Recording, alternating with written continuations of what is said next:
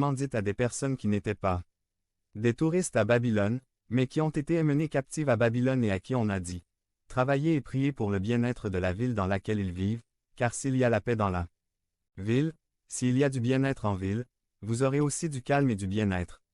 Ils auront aussi shalom. » Si ces paroles ont été données à des captifs, combien plus s'appliquent-elles à nous qui, par la grâce de l'œuvre du Seigneur Jésus-Christ, avons été libérés de la condamnation, pour être libérés du péché et serviteurs du Seigneur.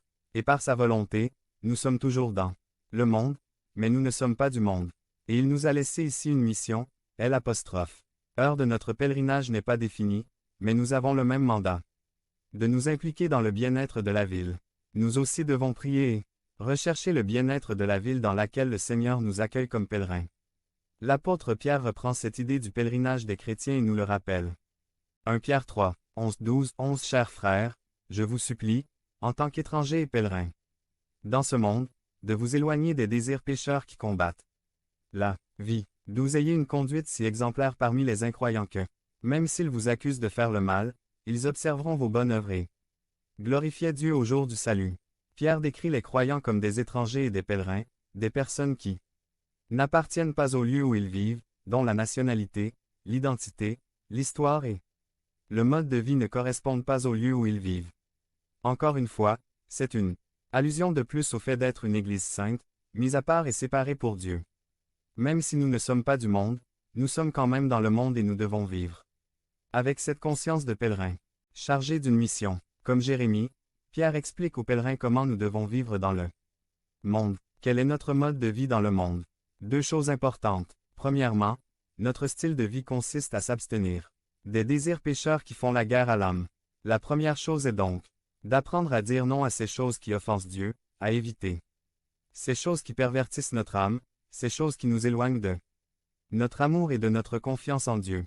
Quand j'étudiais au séminaire d'Orlando, il y avait plusieurs étudiants mexicains.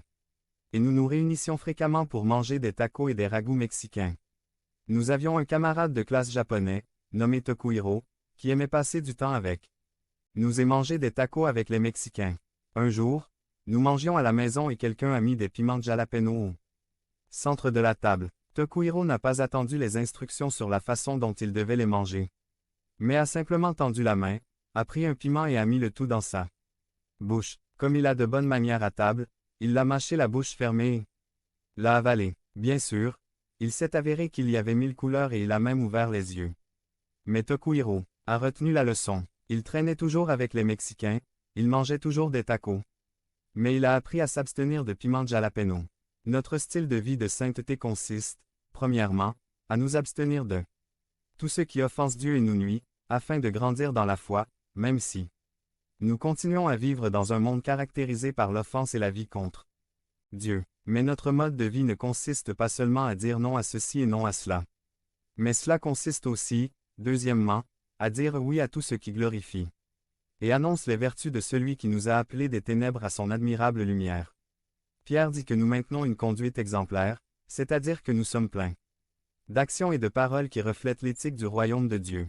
Puissent nos actions et nos paroles dire qui est notre roi, pour qui nous vivons et pour qui nous sommes, de telle sorte que Dieu est plus célèbre, plus renommé, plus recherché et plus adoré. C'est là que tout ce que nous avons dit ce mois-ci sur la justice et la miséricorde entre en vigueur.